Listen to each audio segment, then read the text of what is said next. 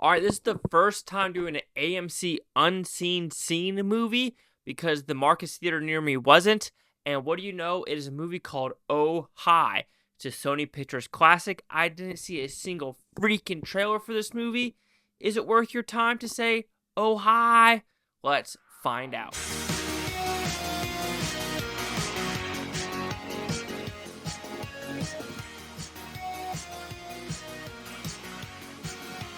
Chase Lee Hockey here with the Blue Futon reviewing Oh Hi. What's about pretty simple premise. We have a couple that are going to upstate New York, and I feel a sneeze coming. Excuse me. That's disgusting to do it on camera. Anywho to Magoo. So they go upstate, and she's like, this might be the one. And what do you know? He is more of like, oh, this is just a fling. And she ties him up, aka kidnapping, and she doesn't know what to do because it's kidnapping. She doesn't want to go to jail. She calls her friends, and she's trying to figure out, is she crazy? Is she not? Is he an asshole? Is he not? All about a commitment and just relationships in today's day and age of, are we scared to commit? And that's the main goal of this is, are you willing to commit? Or are people too much willing to commit? Which I find that a very fascinating theme as a whole, because I do feel like I am the one that's a little scared to commit, even though it's like sometimes you go for it and you do second guess yourself like, oh my God, what if they make it to the 5th date, the 10th date, and what happens if this occurs, and it's like mostly not commitment, it's overthinking the future and you don't know what you want to do. Then you have the other side, which I have met a person like this, a couple women like this before, especially when I was in California. We went on a date, and that was my first time in California, not knowing the area, and we randomly go to Lover's Beach, and she's like, oh, I wonder how we got here. Then she said some very, very graphic stuff about what people say, what she can do. For example, quote, I swear to God, I swear on the Bible I said this, explicit in 3, 2, 1, I've been told I give the best blowjobs in the West.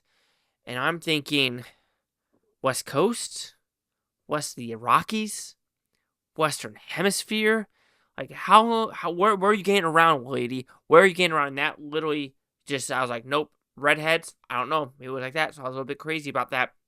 And you might be able to chase, did you try it? No, because I won't lie. I was like, I don't know herpes crabs. That's what I was thinking in my brain. I was thinking, oh yeah, let's get it on. I was thinking herpes crabs. So that's where I was going.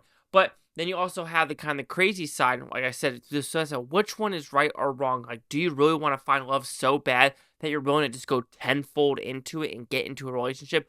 Or are you kind of like me, that's like overthinking things? And like I said, it does do a good job with this.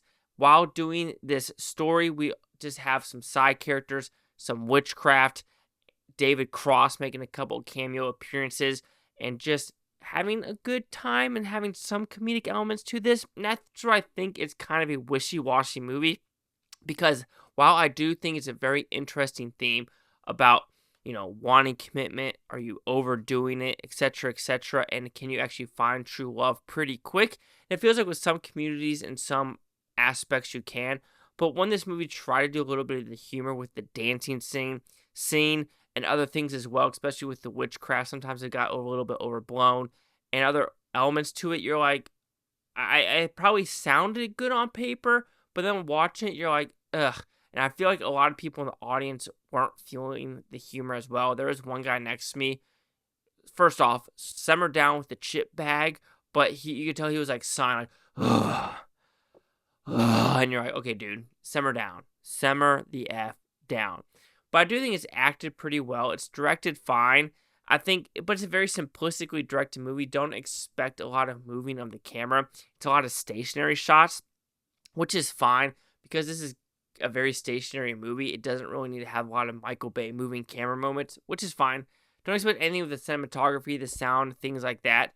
But it does have, like I said, decent themes of finding a girl, what is dating, what is commitment, and things like that. It's a very simplistic movie. I mean, it's an hour and 35 minutes, and that's probably including the credits, so you're not going to get a lot of backstory with any of these characters, which you do in the front half of like why someone might be scared of commitment and why someone kind of wants to find love quick because doesn't want to be alone whatsoever. So you do kind of get that, but it's kind of surface level where I feel like we could have dug deeper into some of these characters' psyches and why they think what they do.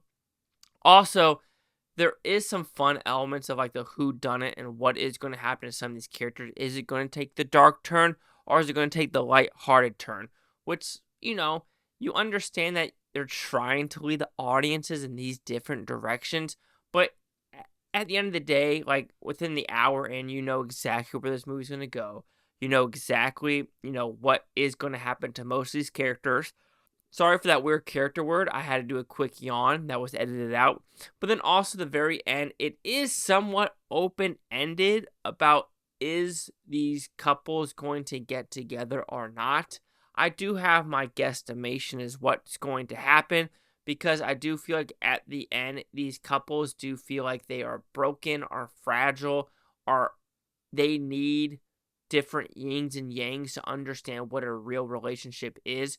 Because I do feel like it goes that route, but there was a flashback scene of a third date, which kind of doesn't match with some of the different personalities, especially with both of them actually, because one is considered crazy and one is considered kind of an asshole to an extent. It's not like a super like fuckboy assholey.